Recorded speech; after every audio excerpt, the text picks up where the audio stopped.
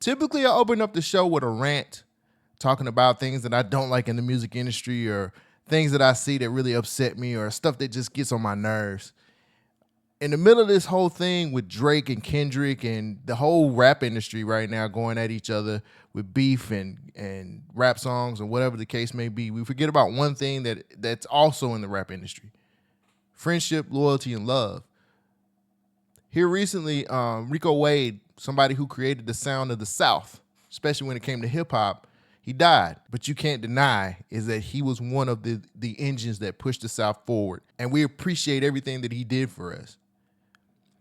CeeLo Green took it upon himself to buy his friend's home for $1 million. And he's going to turn it into a museum. I think that's probably one of the coolest things I've ever heard in my life.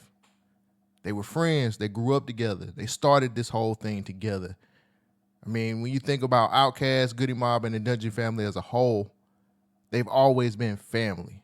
They've always been loyal, and they've always loved each other. True friends do things like that for each other. True friends actually take your memory and uplift it and show the world, hey, man, like, this guy was great. He did great things. He did wonderful things in life. And we should celebrate that a little bit more. Now, I know we're in the middle of talking about people going at each other on diss songs. I know we're talking about people who don't like each other, who have legitimate beef because of women or money or whatever the case may be. But don't let all of that shit that's going on right now keep you away from understanding that there is a such thing as friendship, loyalty, and love between each other. When you start in the trenches with people and they go away, show them how much you cared about them and show how much they were a part of your life just as much as this industry was. So I had to salute CeeLo Green because I thought that was probably one of the realest things I've ever seen in my life. We need more of that and a lot less fake shit in the industry. Welcome to the STEM Society.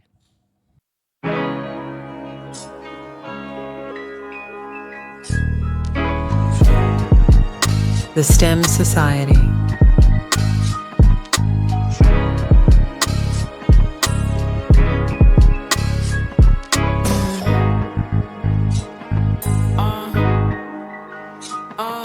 Don't care about opinions, I'm chilling where the facts is. Telling me opinions, I cross them like a Baptist. Chilling in the stew and I'm writing, it's just practice. Steady killing verses like I'm blowing on a matchstick. They don't ever choose what my mouth or my pen say. I'm not really moved by what your girl or your friends say. Telling me I gotta see the middle, Wednesday. And I'm always teaching them a lesson, sensei. Slim, thick, carry back like cargo. Bags The STEM Society. feeling like a narco. Bank full of money, she a housewife.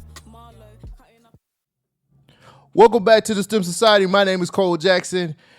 You got me for the whole episode. How you guys feeling? I hope you've enjoyed this past weekend. I hope music has been great to you. It's been some pretty good stuff that came out. It's been a ton of diss songs. It's been a lot of back and forths. I love it. I love it. This week's episode is going to be short, simple, to the point. I will not have albums to listen to this week.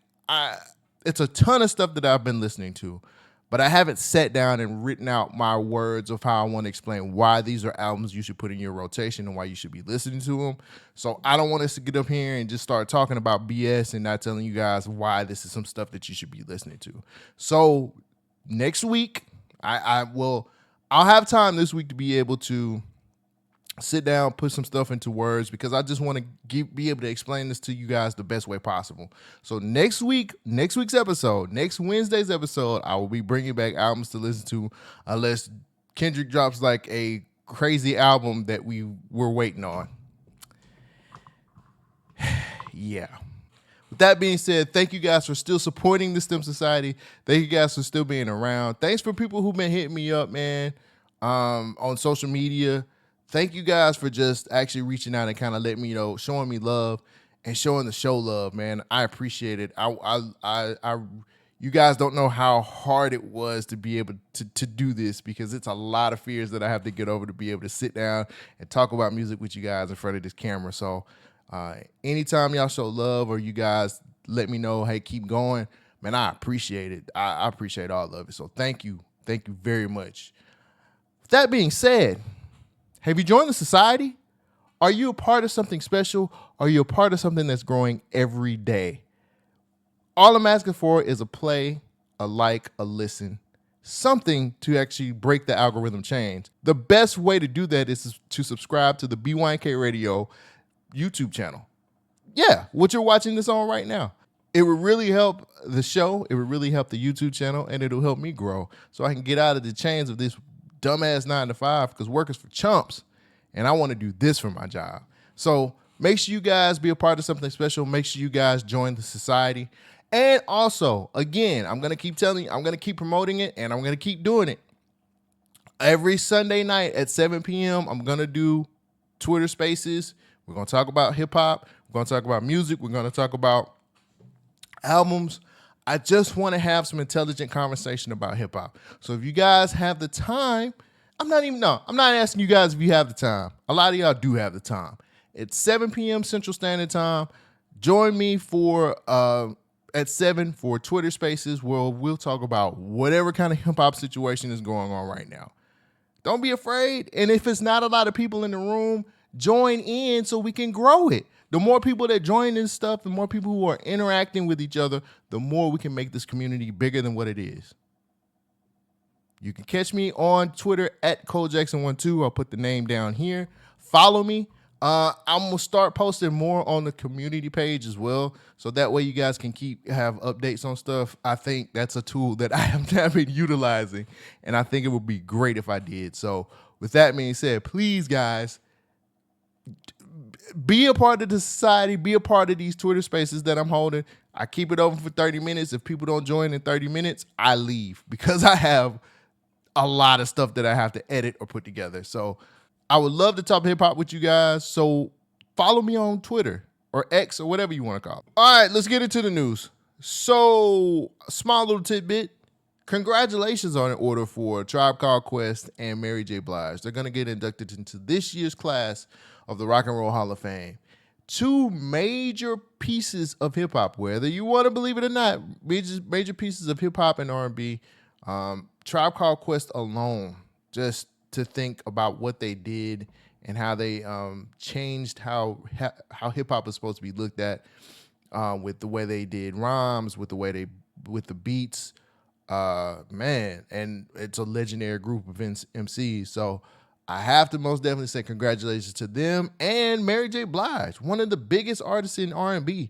She's going to be in the Rock and Roll Hall of Fame. I think that's a huge deal, man. Both of them being inducted just means a lot. I love to see that hip-hop is being put in the Rock and Roll Hall of Fame and immortalized as far as like letting people know, yo, we have a lot to do with this music thing. I was thinking about it too, and I was like, yo, my favorite Tribe album would have to be Midnight Marauders. Midnight Marauders is one of those albums that I could just play from front to back. No skips. I'm not going to say it's a classic, but it was just one of those albums that just kind of spoke to me. I think it came out like 93. Probably some of the best music I've heard from Tribe Called Quest.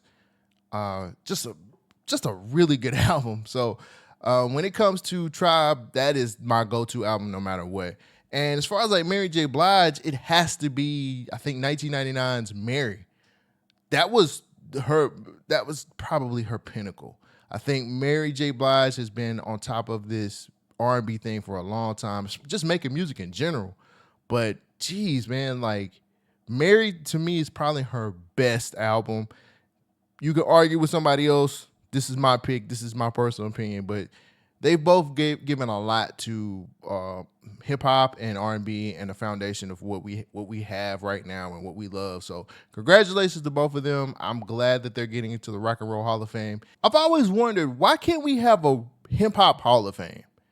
Like if the Rock and Roll Hall of Fame can have their hall, why can't we have, I think, New York, Bronx, New York. Why can't we find somewhere in the Bronx to have a hip hop museum or hip hop Hall of Fame?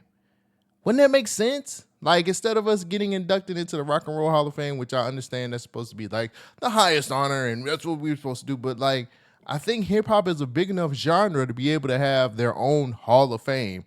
Put it in New York somewhere. If it don't have to be the Bronx, find some nice side of town. I don't know. I've never been to New York like that before, so I don't know if there is a nice side of town. But find a nice place to put this hip hop Hall of Fame and build it. And let's start inducting our own into the Hip Hop Hall of Fame. I think it makes perfect sense. Now, if it is a Hip Hop Hall of Fame, somewhere, I'm going to sound really stupid, but I don't care. I'm just going to throw it out there anyway. But congratulations to those two, to Tribe Called Quest and Mary J. Blige. You guys have given a lot to our culture, and damn, I hope it's more to come. Usually when people get put in the Hall of Fame, is either they're getting ready to die or that was morbid. I'm leaving that shit. I'm leaving that shit. All right, so Kanye West. Kanye West has done an interview here recently with Justin Laboy on the new hit show, The Download, that Justin Laboy has all of a sudden put up. Very interesting takeaways from this. I'm going to play some clips and then I'm going to kind of tell you guys how I feel. Let's talk about what we already know. So there was a clip that started circulating on social media where Drake was premiering the remix to Like That. I mean, obviously, Kendrick dropped the Like That verse. Drake dropped the push-ups just a minute ago. He put it on all DSPs, so he's really standing on his disc. Yeah. Have you heard both of them? Yes, I heard it. What do you think Kendrick's going to do now? Do you think he got some shit for Drake? Who do you think wins that battle? win. I got some shit for Drake, and don't nobody want it with me.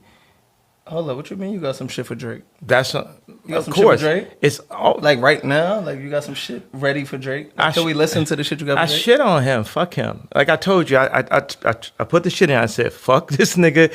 It's fuck this nigga. And I like him. You know? It's always like, fuck this nigga, the little slick shit he be doing. Fuck all that. And that's what it is. But I did do this Like That remix, though. I think that's what you was wanting to lead into and shit.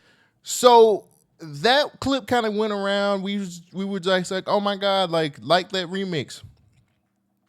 Can't wait. Oh my, that sounds wonderful. He's dissing Drake, his mortal enemy. That clip started circulating around on social media sites and stuff like that, and then we ended up finding out that this was going to be a full interview. Ye started kind of pushing it, saying it was with Justin Laboy. So in Kanye West's Instagram stories, he actually had a post saying that you could go to Yeezy.com to watch it.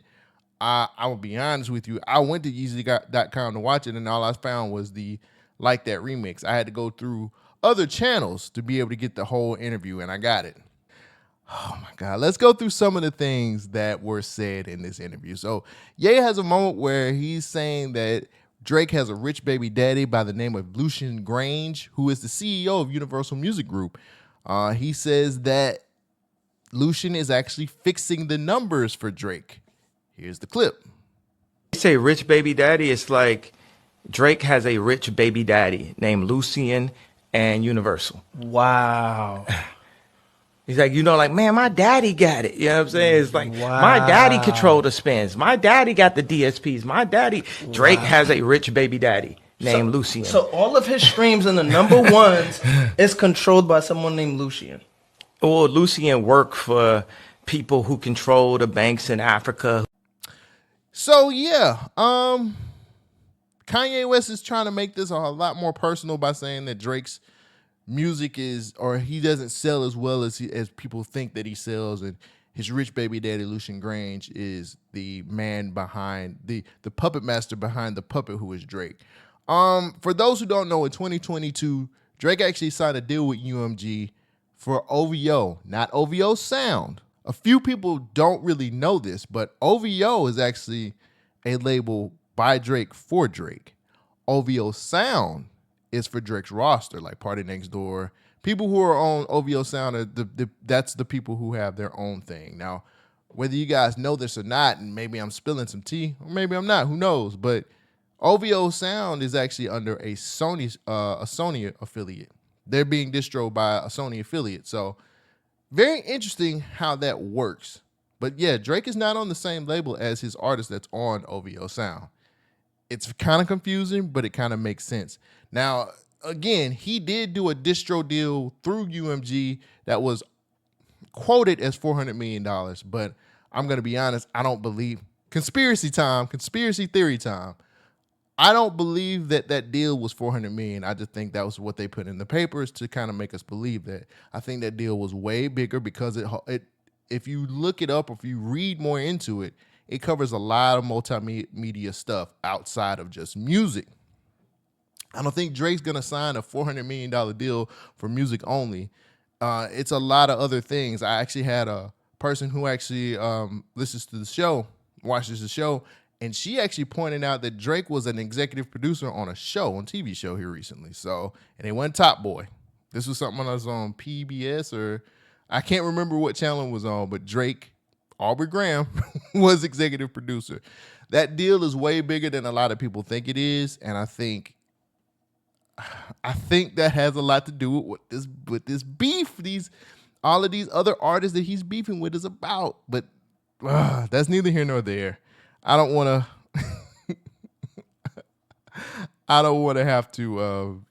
get into it. So let's move forward. What else happened? Kanye actually had a message for J. Cole. J. Cole apologized to Kendrick. Fuck all that pussy shit. Oh, shit. Fuck all that shit. Yeah, you have it. Yo, fuck all that shit, man, because it's like that nigga J. Cole went on tour with Drake. He know what it is. It's like, nigga, you can't run now. It's you also, all this like. It's up for Cole, too? If you say Cole, you can't say up and Cole in the same sentence. Oh, it's like, God. It's Are like, apologies even allowed in rap beef, though? I don't know. I've never seen no shit like that before. I don't listen to J. Cole, so I wouldn't even know. I just heard he had a song called False Idols, and somebody told me it's halfway about me. So it's like that, you know. Wow. There you got it, man. Yeah. So yeah, Kanye decided to insert himself into dissing J. Cole, which I was like kind of surprised about. I don't know where this is coming from. Well, I'll sum it up after I go through all of these points that I had. But this is kind of crazy. Like of course he's gonna talk stuff about J. Cole. If you follow him on Twitter, he actually posted this meme, which I'll put up right here, where it's making fun of J. Cole as well, inserting himself into the beef more. So next up, Kanye actually said that Future and Metro Boomin called him up to get the remix. And then this picture of Kanye and Metro Boomin with Kanye with this Sean John shirt, which he has a line in the remix where he says he fucked your girl with a Sean John tank top on. Epic. He goes into what happened with Metro and Future calling him into the studio. How did this even come about? Who called who? Yeah, Pluto called me. I went to the studio, laid that, and then we went through the creative process, adding the chords, and called the Hooligans, called them out in London to get on a joint. And, everybody was very, very excited about the elimination of Drake. Yo. We were not excited, we was energized. Yeah, interesting. Kanye's doing a lot right now, man. I personally, let me just say this, and I'm gonna continue to say this until I can't say it no more. Kanye is forever one of my favorite artists of all time. He's one of my favorite producers. He's one of my favorite artists. He is somebody who I feel like changed music, changed the way music is made, changed when music comes out. He has made great changes in music. I always want to put that stamp on that before I start getting into how I feel about what Kanye does. This interview was probably one of the biggest pieces of shit I've ever watched before in my life, because one, you got somebody on here who's actually just kind of being a yes man. I don't know Justin Laboy from a can of paint, but he's famous off of doing memes on fucking Instagram. Give me a break. The questions sucked. They were fucking underhanded lobs, which made no sense to me. Two, Kanye is in rollout mode right now. This is complete and total rollout mode. This is rollout bullshit if I've ever heard it before in my life. I don't like this. I think it's super disrespectful. I think he's in this for the attention and the attention only. Look, man, sitting around calling yourself a god and saying that you went against God and all this other shit, it just pisses me off, because my nigga, you gotta out. You at the end of the interview, he says that Vultures Volume 2 will be dropping May the 3rd in good old-fashioned commercial style. And you cheapened everything that you did in this interview. This whole rollout or this whole thing that you just did completely cheapened everything about Vultures Volume 2. To me. That's just my personal opinion. Look, man, I know that this Drake Kendrick thing or Drake versus the industry thing is getting a lot of attention, but man, you didn't have to shimmy your ass up into the middle of this shit to show that you were Kanye West. Like, be Kanye West, my nigga. Like, we don't give a fuck about no fucking I am a god or your fucking grill or none of that shit no more. Make the fucking music. Make the music. And let's keep it a stack right now. You look thirsty, my nigga. You look hella thirsty. You look like you should be on Fresh and Fit podcast like the rest of these thoughts, bro. That's not how you're supposed to do it. You set the trends. You want to sit on here with somebody who may or may not know you like that, who will give you softball questions to roll out an album when you were doing fucking stadium tours or stadium listening parties or arena listening parties with Ty Dolla $ign to show people what Vultures 1 was going to look like, and you reduced yourself to something like this? Come on, man. It's disgusting and terrible. And I've never thought, I didn't think you would stoop to this level to be able to sell an album. I know you're independent currently. Let's look at the facts. Kanye West is independent now. He doesn't have a label or machine pushing him anymore. Any kind of money that he makes or spends is out of his pocket. It's going into his pocket and out of his pocket. And sometimes when you're an independent artist, you do desperate shit to be able to make the sales that you want to make, because he might be under the gun when it comes to selling everything on Yeezy.com for $20. Sounds like a great idea and he made millions, but how much does he have to put back into the machine to be able to spit his album back out? How much is it going to cost to be able to do the type of production that he wants to do on this album? How much does it cost to make sure Ty Dolla $ign is satisfied? How much does it cost to be able to maintain these listening parties that you continue to do? That shit ain't cheap. It's not cheap at all. But when you reduce yourself to a thirsty ass girl that's looking for attention in a shitty ass fucking interview to make sure that you get your album sold, well, my nigga, you've hit rock bottom. This is not the Kanye West that I know. This is not the Kanye West that I love and respect. You are somebody that's looking for attention. You didn't have to get in the middle of this. This has nothing to do with you. And you're making it look real messy right now. And the reason why you're making it look real messy is because I think a lot of the things, because I didn't really go over everything that happened in the interview. I most definitely want you guys to listen to it also and watch it. But you sound like a messy pants. You sound like Miss Messy Pants on this interview, bro. And it ain't a good look for you. And I know this is coming from some lowly media person who's just sitting up here commentating about somebody who is a billionaire or was a billionaire or whatever the case may be. But I respect you way more to tell you this than somebody who's a yes man in your camp. It just saddens me that you had to stoop to these types of tactics to sell an album, bro, because let's be honest, this is for attention and this is for selling this album. It's sick and it's crazy. And some of the things that you talked about in that interview, bro, I think that was told to you in confidence. And you're talking about destroying somebody. Come on, Kanye. We're gonna link up to destroy this guy. It's not that serious. It's really not that serious, my nigga. I think a lot of the things that you're saying, you don't believe. And you're too lost in the sauce to be able to come back from this crazy, wild thinking of saying I have to destroy him. If you're a god, you ain't got to destroy nobody. That's what you called yourself, a god. I'm a god. He's going against God. I never thought I would say this.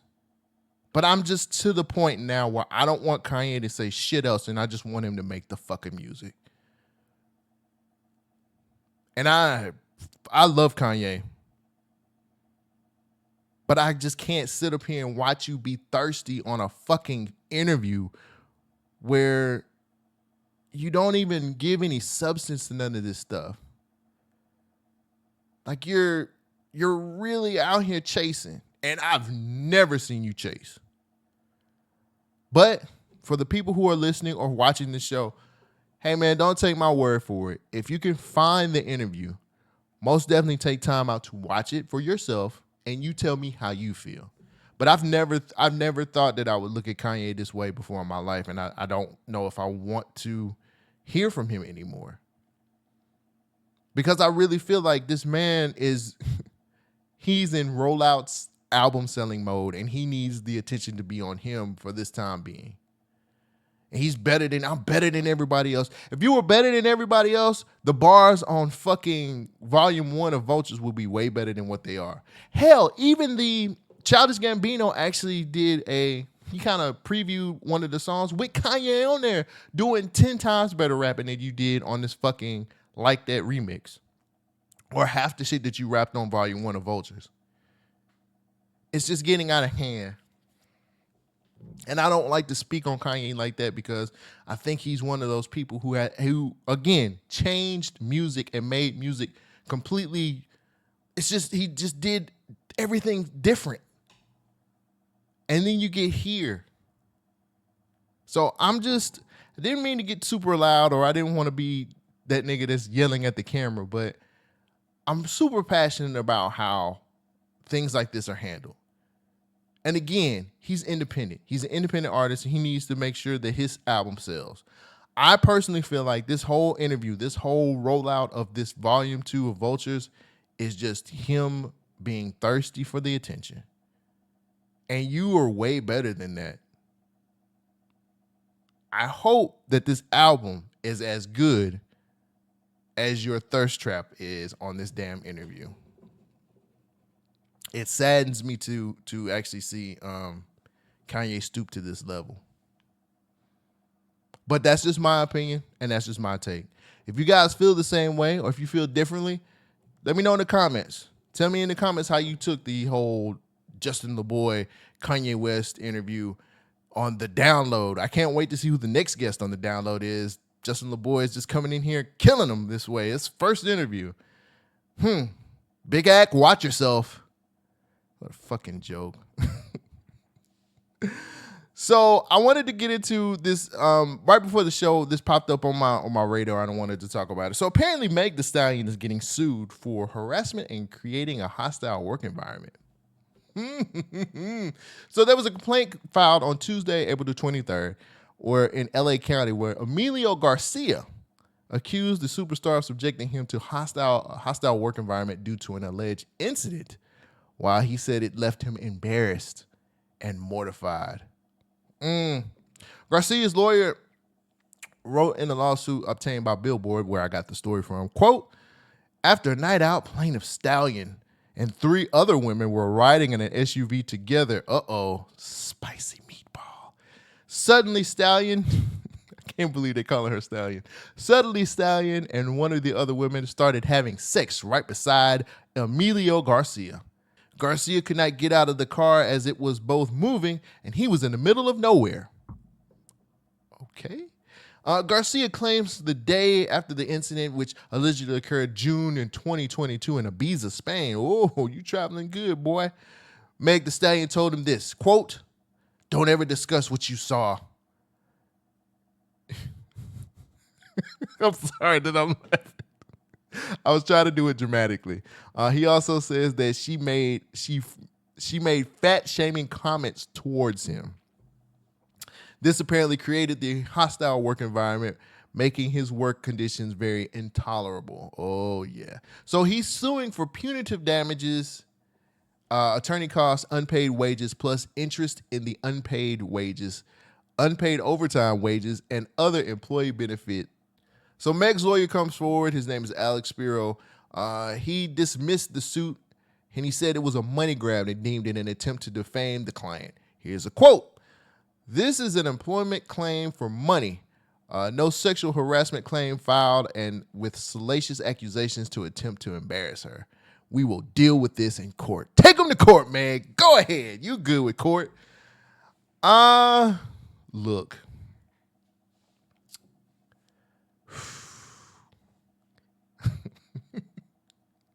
Meg, I'm going to say this to Meg. Meg, invest in NDAs. Please.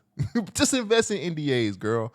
Look, man, I don't know why this came up all of a sudden. I don't know why this guy feels the way he feels.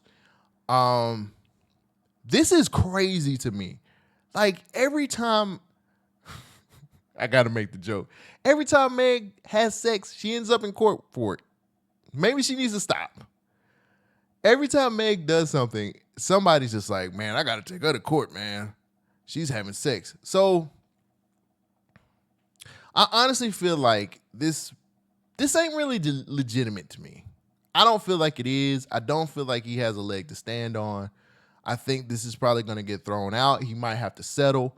But, like, God almighty, like, she's catching it from all angles. Wait, can I say that? I don't know. She's catching it from damn, can I say that? I guess I can. She's catching it from all angles.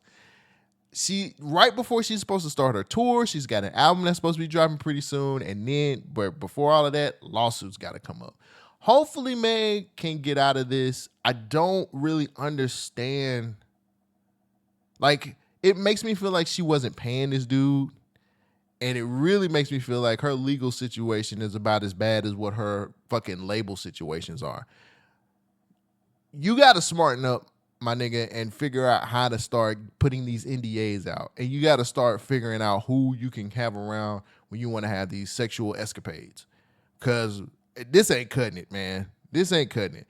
You got to, if you want to have, look, let your freak flag fly, but do it with paperwork. If you want to have sex with all of these people, because clearly you like to have sex, or it is alleged that you like to have sex. But if that's the case, start putting these niggas on paperwork. Like, you're not stupid. You're far from it. So why are you not putting these people on paperwork? It makes me go all the way back to that time when she got on Instagram Live and she started talking about her label deal was so bad and she didn't know what she was signing. You are way smarter than that now. You went through a whole court case with Tory Lanez. You should know a little bit more about legal situations at this point in your career.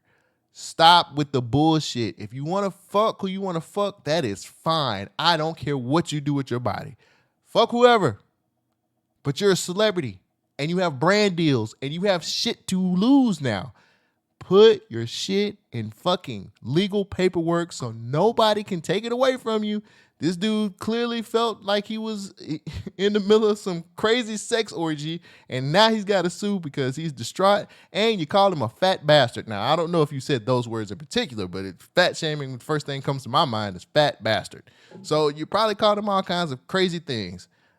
Maybe you should have called Lizzo for some more advice on how to fat shame people, but that's neither here nor there. Look, do what you want to do, but figure out how to do it without getting sued. That was my TED Talk. Oh, baby, fuck it, I still want the coupe to be navy or cream colored cocoa like whoa. I need The to step up STEM and soul New Society. Yorkie like Biggie. I treat a cello like that shit no biggie. Still got a pack of smoke in my city. Hit from the back, now she testing you miss me. Bitch, I got bands and it's stuck in my pants. Whoa. Feel me? Pockets ain't dancing like Britney. Dance on me, can't fit my Izzy's. Dior look good when it fit me. Back in Jakarta, they hope for my downfall. Like, come on, like, bitch, I'm in Nash. And they mad. Why you mad? And they mad. Yeah. Pull it with a fit and they mad. The STEM Society. Show money bags in my backpack. Introducing Wario. Music in rotation. So I decided to do something fun this episode, and I think it'll probably ruffle some feathers. I don't know what it's gonna do, but I wanted to do it because I've been listening to all of this shit, all of these diss tracks, and I decided that I'm gonna rank them. That's right. I'm gonna rank these 7 diss tracks. I want to rank them, and I want to go from worst to best. So this is everything. So here's what's going on. I'm gonna rank the 7 best diss tracks that's come out for the Drake Kendrick feud, and Drake versus everybody feud, and I'm also gonna rank. I'm gonna throw in the Chris Brown Quavo stuff as well, just to mix it up. I needed 7. I think 7 was a good number. Now, here's the thing: Like That will not be in the rankings because technically it's a verse, and it's not a whole song. This is not just the Drake versus everybody feud stuff. This is Drake versus everybody and Quavo and Chris Brown diss songs, because they came out with some diss songs as well. So that's it. I'm doing 7 diss tracks, and then I'm going to rank them. And if you want to show me your ranks, you can. Show me your ranks in the comments after you listen to the episode, or you can show them in the comments of the YouTube channel. Just let me know what you think. So let's start it off. Number 7, Quavo, Over Hoes and Bitches. That's right. Quavo tried his best to do a diss song, but it did not go well because he tried to use the Migos style on a diss track, and it just don't work good at all. Like, none of it worked. It felt like he didn't want to get out of his Migos character and really get at Breezy. You know what I'm saying? Like, it felt like he did not try to go at this man at all. I know he said the Michael Jackson, you crackhead Michael Jackson stuff. I think it just didn't work. With the ad-libs, the beat wasn't that great. Quavo gave a great try. He gave it the old college try, but goddamn, that shit sounded terrible. It was awful. I think the light skin versus dark skin line was the worst thing that I've ever heard in a diss track. Yeah, it's bad. Nobody I know respects that song. It's horrible. He tried.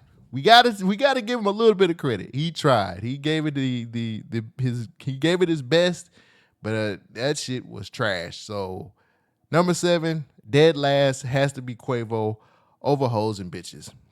Number 6, J. Cole, 7-Minute Drill. This was the most, hey man, my crew made me do this song I've ever heard in my life. He literally did not want to do this. Cole got in the booth and questioned the man's catalog, which to me, I guess that was the J. Cole way of a diss track, but God, that was not good, bro. Like, that was just bad. The whole song felt forced. It felt like he added it last minute to his project. None of it made sense. It didn't work. He had no energy throughout the song. And to make things even worse, he apologized at Dreamville Fest, at his own fucking festival. And he decided to delete the song from Might Delete Later, which kind of makes it, yeah, I guess that's on par. The only thing that kept this from being dead last was he had a Conductor Williams beat. And if you know me, I fuck with Conductor. I think Conductor's beat should have been the whole song, but that's just me. Again, I don't think a diss song needs a beat switch. It just didn't work. It didn't work at all. I think the line that he had about, I don't want a Grammy, I could kill what the crackers say or whatever. That was bad. That was bad. J. Cole has been quiet through this whole thing. We haven't heard from him. That's good. He's been sitting back, probably getting in album mode, getting the fall off together. Thank you. But yeah, that was number 6. The only reason why it wasn't dead last is because, again, Conductor Williams beat, he got points for that. So number 5, Kanye West, Like That remix. Horrible raps over phenomenal beat. He sounded terrible. The raps were just trash. I don't know what the fuck you were thinking. Yeah, you could produce your ass off, but this is the most rollout fueled song I've ever heard in my life. Like, you really used all the fucking trigger words you possibly could to make sure this is grabbing people's attention in some of the worst rap you've ever. Bro, I don't know what it is about you and rapping these days, but it ain't working. It ain't happening no more. You have completely just said, fuck rap. I'll just do other shit. Like, I'll just talk shit. Ye has an album dropping soon, and what better way to get people to look at the new album and just listen to a diss song with, I'm not gonna hold you though. The beat is that shit is phenomenal. You can say what you want to about that song and just how trash the lyrics are. You can't say that beat trash. That beat is fire. That beat is fire. I wish somebody else would have got on it. I wish somebody else would have got on it, man. But it's bad. It's a shitty song. I really wish I could have made it 7, but I couldn't because that damn Quavo and his bullshit ass diss track with the fucking ad libs just don't jive with me. No lines really stood out to me for real because none of the lines were good. I think he's just getting everybody ready for Vultures Volume 2, which it's a typical rollout situation. You premiered it, people went crazy over the beat. Kanye stans are gonna sit up here and be like, well, that shit was fire, nigga. That shit was heat. No, it's not. It's not good. The beat is good. You could have gave that to somebody else. Like, you could have gave that to somebody who was actually gonna do something with the song. This is garbage.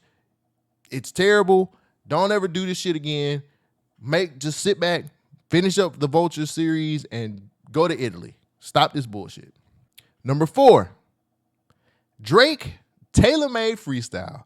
I have this at 4 because Drake really just did this diss track to make it a moment and nothing else.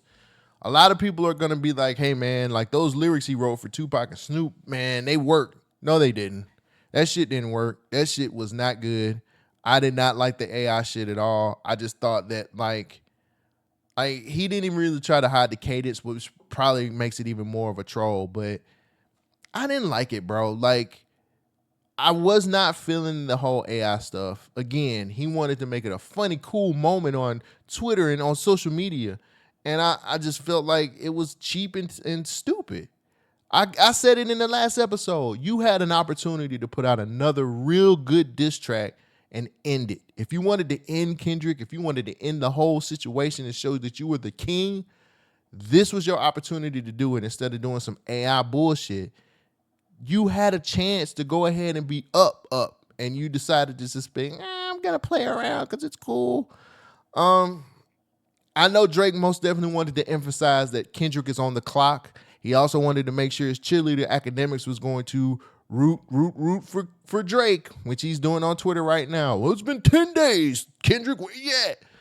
Shut the fuck up, academics. Like, please, bro. Like, just let it go, man. Like, I get it. Drake sent you some exclusives and now you are cool. You're buddy.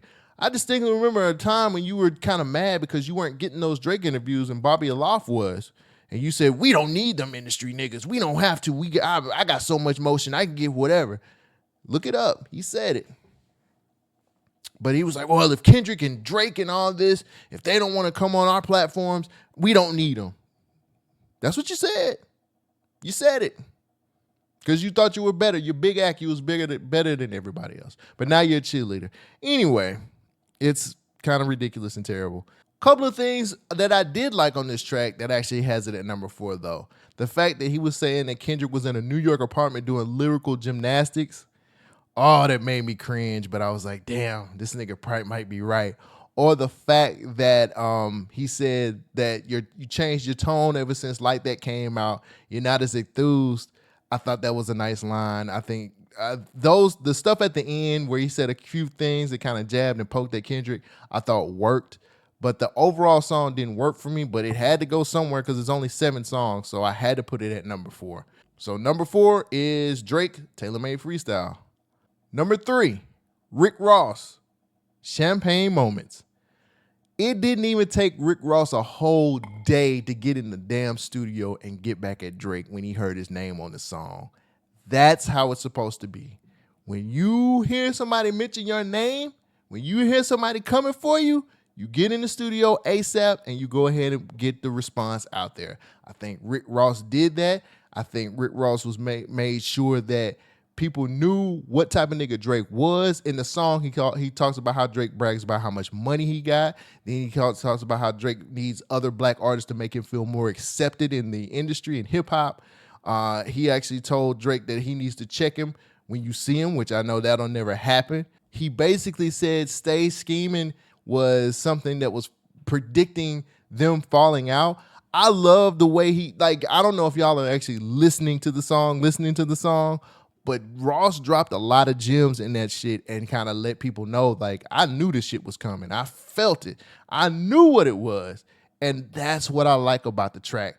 The track, it's number 3 because Ross just really put a lot into it. It felt like he had a lot that he wanted to say. He let a lot off of his chest. And he's sitting up here still calling them white boy to this day. He just dropped a video. I'm recording this on a Tuesday. He just dropped the video for Champagne Moments. Like, he's pushing this. He put it on DSPs.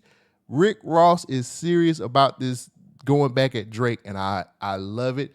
I think that I wish we had more artists that was more enthusiastic and ready to go ahead and drop their songs. Again, I'm not questioning what Kendrick is doing, but I just feel like it would be a whole lot better if we would have got a response. We could have got something from the homie. We ain't got nothing from him yet, so it's just good, man. I like a good diss track that addresses a lot of things and gives a lot of punches, and that's what Rick Ross did in this. He said the man had a BBL and a nose job. Fantastic. Fantastic, Rick Ross. Great job. Number 2, Drake, Push-Ups. Say what you want about this song, but this, for me, it gave me, if you're reading this, energy.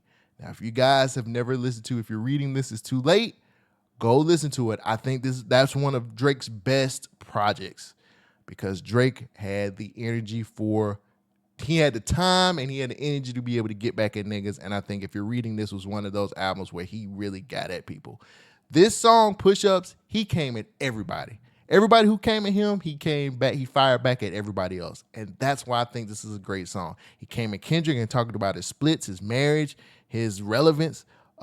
He said The Weeknd is taking his money and tricking off on women. I thought that was pretty good. He addressed Metro's production, told that nigga to get some fucking drums. He said he gave Future his first hit, and he's not loyal. He age shamed Rick Ross. Costa not even caught a stray in this shit.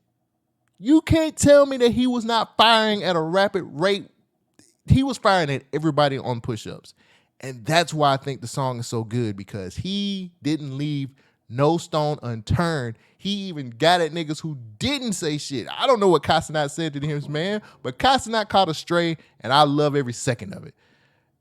Say what you want to about Drake being corny on the AI shit, but this song, he got down to business, and he made sure he let niggas know, I see everything y'all niggas are doing. I see what y'all doing. I see what y'all saying. You can't beat me. I want Drake to go at that level every time. He should be doing that every time, and he's just kind of playing around.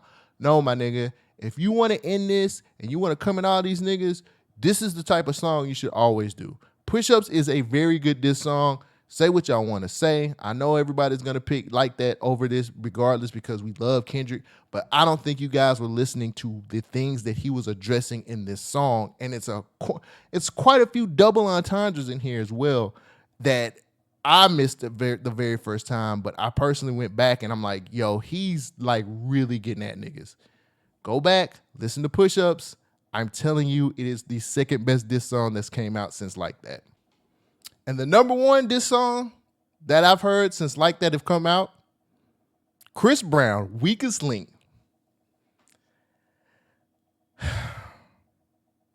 Chris Brown wants to fight somebody. Plain and simple. I said this, I made this my number 1 song, this song, because he is really playing dirty. And Chris Brown said, quote, "You're doing bad. Your music is trash. It's crazy how when Takeoff died, people wish it was you instead." If that's not a KO blow, I don't know what is. There are rappers who are not coming this real in their fucking diss tracks. Like Chris Brown is coming for blood. Rappers in the game ain't getting that kind of shit off because they too scared. Chris Brown apparently ain't scared. He's getting this shit off. This sounds personal. It sounds honest. It sounds like a lot of people are pillow talking. He gets into the whole situation of saying he had sex with Sweetie while Quavo and Sweetie was together. He said he had some more tea on his girl or his ex-girl. Yeah. Chris Brown is literally he's coming way tougher than a lot of these rapping niggas. Chris Brown is out to throw hands. If Quavo sees this man, they gotta fight. I don't endorse violence. I don't endorse bullying. I don't endorse all that shit. But all I'm saying is, when you hear the type of stuff that this R&B guy, he's not a rapper. Chris Brown is a R&B nigga. He just dropped 1111 Deluxe, which is amazing, by the way. But when an R&B nigga comes this hard, pause if I need to, yo, he is trying to fight. You have to fight him after this. Can I play it?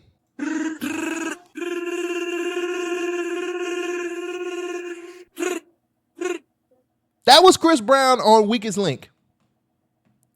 He not playing with y'all. He not playing with Quavo. That the only reason, one, it's a good song. I'm not gonna say the only reason. It's a good song. I enjoy the song because Chris Brown is rapping, which this is not the first time Chris Brown has rapped. Chris Brown has put out a mixtape before where he's rapped before. Go look it up. And he can rap. Like, it ain't like the nigga can't rhyme. He can fucking rap. But God, you gotta fight this man after this. Ain't no coming back from what he said on this song. If y'all see each other, y'all gotta fight. I don't wish that to happen. I don't want it to happen. I don't have to say that because people are very like, you're trying to incite violence. No, I don't want it to happen. But I've had people say things to me where I'm just like, if I see him, I gotta fight him. And it's crazy because Chris Brown is the hardest rapper out right now, and he's the R&B guy. That says a lot. That says a lot. In this climate that we're in right now, Chris Brown has the hardest diss track out of all of these rappers who are rapping their ass off. Quavo, if you're listening or if you're watching this show, you gotta fight. Like, you and him got to get in a boxing ring. You got to get into octagon. Y'all gotta go somewhere where you and this man can throw hands at each other, because this man was totally disrespectful. He was super disrespectful in everything that he said.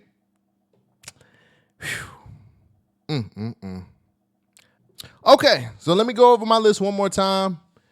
Number 7, Quavo, Over Hoes and Bitches. Number 6, J. Cole, 7-Minute Drill. Number 5, Kanye West, Like That Remix. Number 4, Drake, Tailor Made Freestyle. Number 3, Rick Ross, Champagne Moments. Number 2, Drake, Push Ups. And the number 1 diss song that's come out since Like That dropped, Chris Brown, Weakest Link. There you go. If you have your own list of best diss tracks since Like That came out, let me know in the comments. Write it down. I might put something listed. I might list something on the community so you guys can actually put it there. I need to interact with you guys more. So if you have a list, let me know what it is. But those are mine. Those are the ranked diss tracks. An R&B dude is number 1. That's terrible. All right, my time is up, guys. I've been here long enough. Thank you guys for supporting the show. Thank you guys for coming back. Thank you guys for being a part of the... Wait, you're not. Have you joined the society yet? Because my analytics says 81% of you people are people who are not a part of the society. You haven't subscribed to the BYNK YouTube channel, or you haven't added this on Spotify or Apple Podcasts. Guys, all I'm looking for is a play, a like, a listen. But the best way to be a part of the society is to join the STEM Society. Subscribe to the BYNK YouTube channel, and you could be a part of something that's growing every day. Join the society. Be a part of something special. Thank you guys again, and I'll catch you guys next episode. Peace out.